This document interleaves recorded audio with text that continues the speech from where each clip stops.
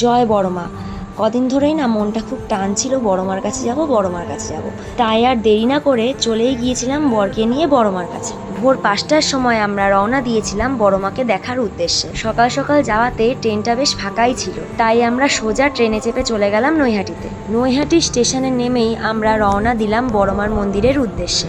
মন্দিরে যাওয়ার সময় আমরা দেখতে পেলাম রাস্তার দুধারে পুজোর ডালা নিয়ে সবাই বসে আছে। আমরা এখান থেকেই মায়ের পুজো দেওয়ার জন্য ডালা নিয়ে নিলাম। পুজোর ডালা নিয়ে আমরা মন্দিরের উদ্দেশ্যে যাচ্ছি।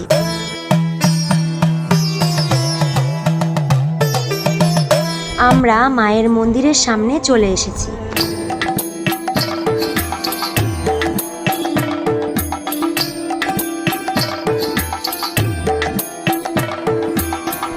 তোমরা দেখো এত সকাল সকাল বড়মার পুজো দেওয়ার জন্য কত লাইন পড়েছে, যে লাইনটা পুরো গঙ্গার দিকে চলে গেছে।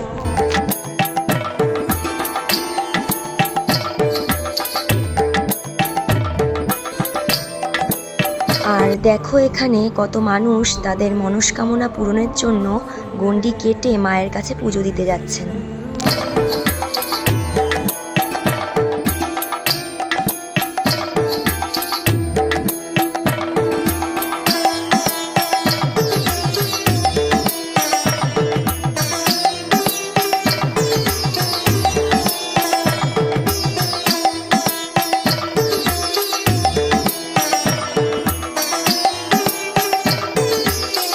আর দেখো লাইনে দাঁড়িয়ে আমি একটা খুব সুন্দর জিনিস দেখতে পেলাম। একজন মানুষ কি সুন্দর ঠাকুরের ছবি আঁকছেন, যেটা আমি তোমাদের সাথে শেয়ার না করে পারলাম না। এত সুন্দর ছবিগুলো এঁকেছেন, মানে চোখ ফেরানো যাচ্ছে না।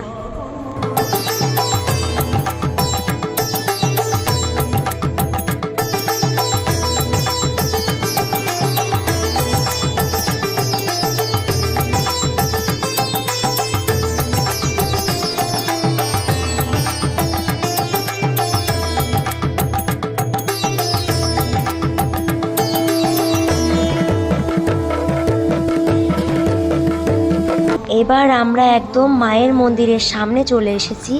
আর কিছুক্ষণ পরেই আমরা মায়ের দর্শন পাবো। অবশেষে আমরা মায়ের দর্শন পেলাম, কিন্তু একটুখানির জন্য, কারণ ভিতরে গিয়েও আমাদের লাইন দিতে হয়েছে।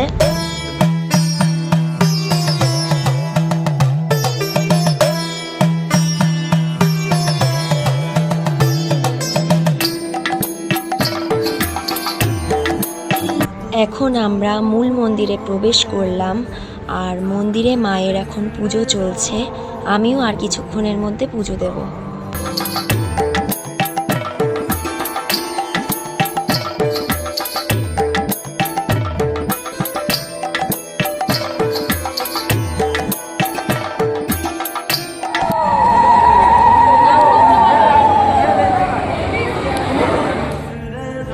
বড়মার কাছে গিয়েছি আর বড়মাকে বাড়িতে নিয়ে আসবো না, তা তো হতে পারে না।